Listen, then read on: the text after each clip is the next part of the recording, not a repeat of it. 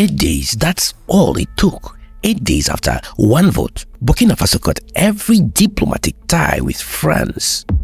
Look, I'm not saying Burkina Faso reduced diplomatic ties or suspended diplomatic ties with France. They cut it completely.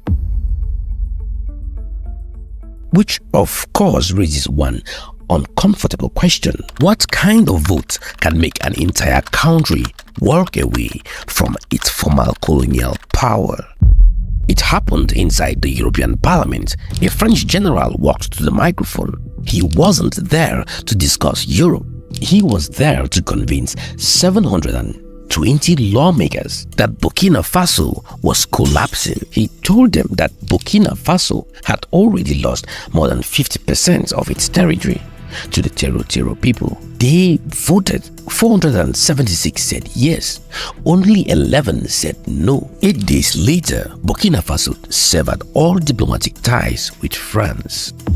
Now, most people stopped there.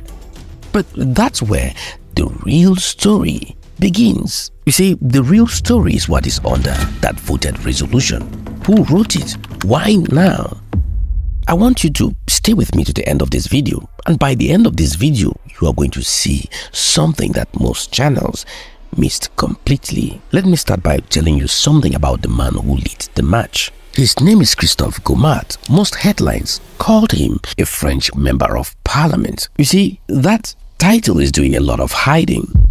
Gomat spent his career inside France's military intelligence. He has been head of the DRM, Direction du Renseignement Militaire, as they said it in French. He didn't stumble onto Sahel policy. He spent decades building it. So when he stood in that parliament and told 476 members of parliament that Burkina Faso was collapsing, that Russia was taking over, that the military leadership in Burkina Faso was collapsing, he wasn't reading someone else's briefing.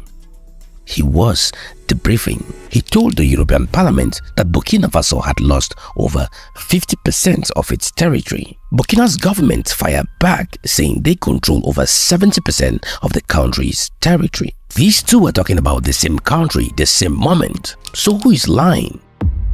Here is what I will say. Gomat is a former intelligence chief presenting numbers to a parliament he wants to persuade. He picks the most alarming reading from the data. That is what that job trains you to do.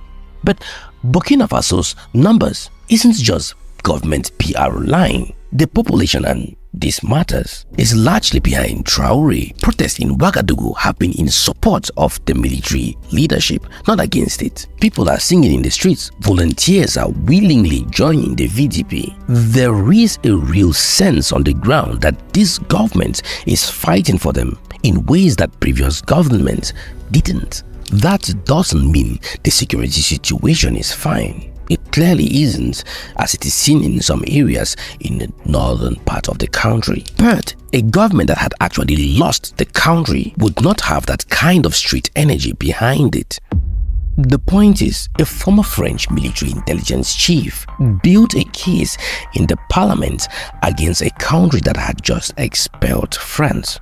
And I want you to keep that image in mind. We are going to need it later. Now, what was actually inside this resolution that was voted in the EU Parliament? Arbitrary detentions, major crackdowns, shrinking political space, and forced military conscription, citizens pressured into joining the VDP, the Volunteers of the Defense of the Fatherland. You see, those are real concerns worth raising. But there is something that caught my eye. Around the same time, videos were circulating of Ukrainian men being grabbed off the street, pulled from markets, loaded into vehicles for forced deployment to the front. Towns in Ukraine went on strike over it. Did the EU Parliament vote a resolution over that? I went looking, couldn't find one. And there is a media layer too.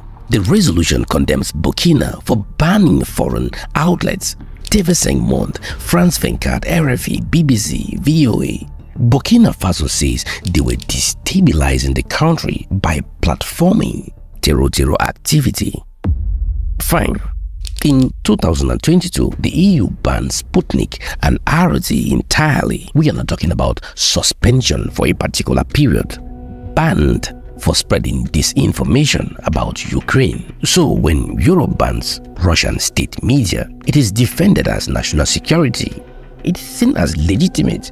But when Burkina Faso bans French state media, it is seen as press freedom crisis, parliamentary resolution. I'm just saying, both bans are bad for press freedom. I genuinely believe that. But the EU cannot put media bans on a resolution against Burkina Faso without being honest about what it did in its own house. You see, I've been following analysis on these resolutions from the EU Parliament, and most people skip this particular layer. Where did Burkina's crisis actually came from? 2011, NATO intervenes in Libya. Gaddafi falls, the country collapses, and hundreds of thousands of weapons from Gaddafi's enormous stockpiles start flowing south into the Sahel. Burkina Faso's government has said officially, and this is documented in African Union reports and Western security analysis, that the Sahel crisis is a direct consequence of that intervention. And now, the same Western bloc that ran that operation is voting resolutions about the human rights situation in countries living with the aftermath. You see, there is more. By 2026, Al Jazeera was reporting that armed groups in the Sahel had moved to modified commercial drones, surveillance, precision attacks, coordinated tactics. The Institute of Security Studies confirmed it. This isn't just wishful talking. The tactics show real technical training, the kind that takes money and instructions. Russian officials, specifically Maria Zakharova, publicly claimed there is evidence of Ukrainian involvement in arming Sahel groups. That claim, however, comes from Russian government, contested. Western sources dispute it, which means I can't independently verify it. But analysts note the drone tactics resemble techniques from the Ukrainian theater, and that particular observation is from the security research community. So the question I would love to hear in the European Parliament, if this resolution is genuinely about protecting Burkinabe civilians, where is the equal energy investigating who armed the people unaliving those civilians? I went looking for that resolution too. I couldn't find it. Now I want to say something that most channels are leaving out. Burkina Faso has real challenges that nobody is pretending doesn't exist. There are reports of civilian casualties in anti-insurgency operations. And honestly, that's a hard conversation. But here is the point. The Sahel is not a conventional war. Tiro don't wear uniforms. They live inside communities. They move inside civilians deliberately. The playbook that works in a clean battlefield doesn't apply here.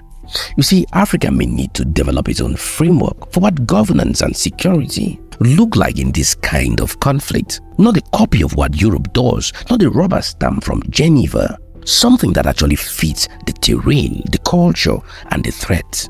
You see, what I've just said is not a defense of abuse, but a recognition that the rules that are being used to judge Burkina Faso were written for a different kind of war by people who have never had to fight this one. And what Burkina is saying loudly is, we won't take lessons from people whose policies help create the fire we are trying to fight. That's a sovereign position. Reasonable people disagree, but you have to understand it to disagree with it, honestly. And there is more detail that tells you how the rest of the world is reading all this. While Brussels was voting and Paris was talking about reciprocal measures, Ibrahim Traoré received 8 new ambassadors in Ouagadougou. While being isolated, the isolation narrative is mostly for European domestic consumption. Okay, here is another layer underneath all of this. There's another general, a French general. I'm not talking about General Gomard that we talked earlier. This one is the former chief of the French army called General Lecointre. Burkina Faso's government cites him specifically in official communications. He reportedly suggested that Europe should one day return to the Sahel. Return to the Sahel.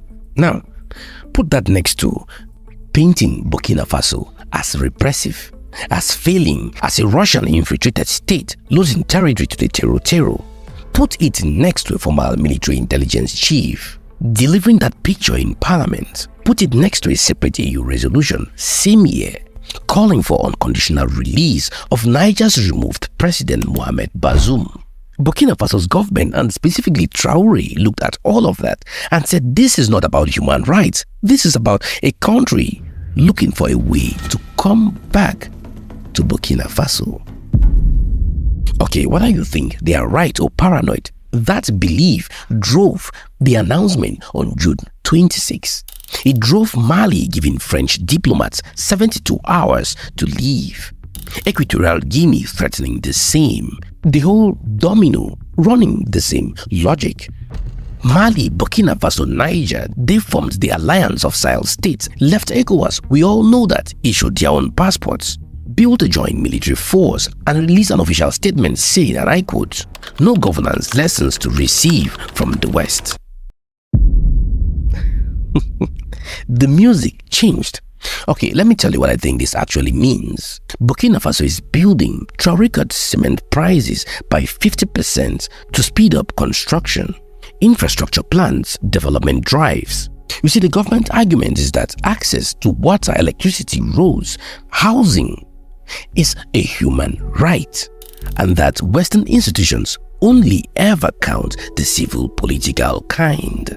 You see, you can disagree with the priorities, but the framing is deliberate. The AES is betting that Russia, Turkey, and BRICS partners can replace what France and the EU provided. Maybe that bet pays off, maybe it doesn't. The security situation is still dangerous. The governance problems are real. But there is something for sure about Africa's relationship with the world going forward. The countries doing well are the ones who know what they have, know what they want, and are willing to say no to deals that doesn't serve them. Burkina Faso is trying to establish that posture.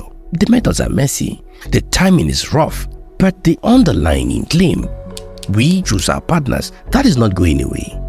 Now, let me leave you with something I keep coming back to. Basolma Bazi, senior Burkinabe official, said recently that the Burkinabe people are asking for nothing more than what free people have always been asking for. The right to choose their own partners and their own development model. That is it. Not the radical demand, not the revolutionary manifesto. Just let us decide. You see, the chess game here, inside all this geopolitics between Burkina Faso and France, is nowhere near finished. France is talking about reciprocal measures. The EU has more tools. Russia is a selfless partner. The security situation in Burkina Faso is real and it's dangerous. But the June 18 resolution that was built to pressure, to isolate, to delegitimize, seems to have done the opposite. It pushed Burkina Faso to make a move that weeks before would have seemed unthinkable. And I want to ask you something before you go. If Africa is going to build real partnerships with the world on its own terms, what does that actually look like? What has to be in place? And who gets to define what a fair deal is? The Sahel right now is the most intense place. That question is being answered. And how it gets answered is going to matter for every country on this continent. Drop your thoughts below. I'm Asangwa Elvis. You're watching Africa Today, and this is a Strategic Lens. See you in my next video.